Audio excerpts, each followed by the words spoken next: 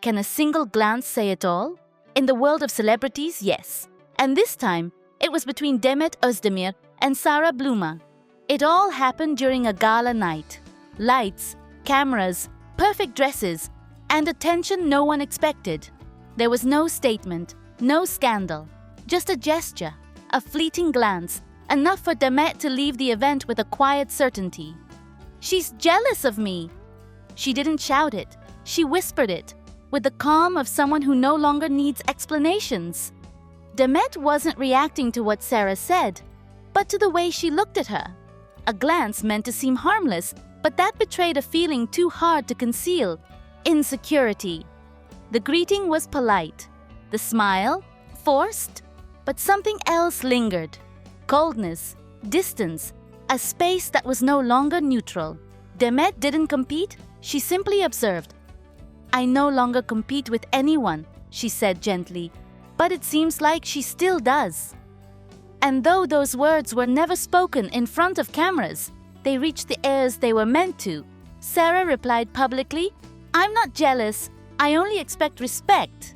But her eyes said something else. Demet saw it. She knows that language. She's lived it ever since she stepped into Yaman's public life. And what she saw that night wasn't a passing discomfort. It was an internal battle, a struggle between the present and the lingering shadow of the past. Both women are strong, successful, independent. They don't need validation. But when a past is shared with the same man, the emotional ground becomes complicated, not out of rivalry, but because of memory, of wounds, of what once was. Demet wasn't trying to hurt. She didn't provoke. She simply told what she saw, and she saw enough. The gala went on. Cameras caught smiles, but backstage, what truly lingered was that moment, that look, and social media didn't miss it. Did you see the way they looked at each other? Who looked away first? Did you notice Demet's calmness?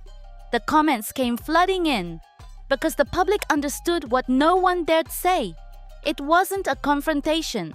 It was something subtler, more real. Yaman didn't speak about it, but those close to him said his silence was uneasy, because he knows Demet and Sara represent two very different, yet equally intense chapters of his life. And even if those chapters don't overlap, they are not easily forgotten. Since that night, Sara changed. She became more present, more rigid, not with Khan, but with the world around her, as if needing to reclaim her space, as if something inside her had shifted, because sometimes you don't have to lose something to feel it slipping away. Demet, on the other hand, kept moving forward, with the serenity of someone who has nothing left to prove. Her stability is more unsettling than any statement, because the past doesn't hurt because of what it was. It hurts because of how well it endures, even when you're no longer in it. "I already lived that chapter with him," she said privately. "And if someone needs to mention me to feel secure, that's no longer my concern." She didn't say it in front of the cameras, but the message got through, like a soft scent that lingers without needing to be seen. Sara has not been defeated, but she is on guard, and it shows, because when insecurity doesn't come from the outside, but grows from within, shadows are not fought with words. And in the smallest gestures, those who know Khan can feel the tension. Not because there's a choice to make, but because he stands between two stories. One that has ended, and one that still needs to be defined. Demet does not want to return. She never hinted at it, but she won't allow herself to be erased either, because her story is not a threat. It's a fact, one that, however uncomfortable, still exists, like a chapter that cannot be torn from the book. Sara's gaze that night was just a page, but Demet has already read the whole story, and the public has too, because in the world of fame, what isn't said is what's most deeply felt. Demet Özdemir is no ordinary woman. She unsettles people with her clarity, with her silent strength, with the way she makes choices without asking for permission. Yet it seems she's never been judged for who she truly is, only for what others expected her to be. The shadow of her past with Can Yaman still haunts her, as if she didn't have the right to move on, to make mistakes, to rebuild herself away from a love the world idealized. Many still wait for signs that she feels something for Can. Others blame her for everything that went wrong. They say she didn't appreciate him, that she left for another man, that she toyed with the heart of the most beloved actor of the moment. But how many ever stopped to ask how she felt? What crossed her mind when people labeled her a traitor just for trying to live again? Where is the empathy for a woman who, like anyone else, just wants to be happy? There are comments that wound, like those that say she was never on Demet's level, or those that pit her against other women as if competing for Can's heart.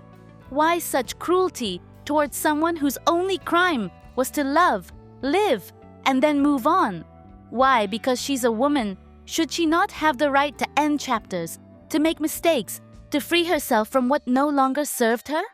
Demet has never needed scandals to be seen. Her talent speaks for her. Her deep gaze, her emotional presence, her dedication to every role. She is not an empty image, but for some, that's not enough. Her worth still gets measured by her distance or closeness to Can, as if her life only has meaning when orbiting around him. And what's worse, she's accused of being cold, for not playing into drama, for not answering every rumor with tears or rage. But that's not coldness. That's control. That's maturity. That's dignity. While others perform for the cameras, she protects herself. And in a world where everything is exposed, that's almost an act of rebellion. Many don't understand why Demet chose distance, why she got married, why she ended that marriage, why she didn't return to Can. But maybe not everything is meant to be understood.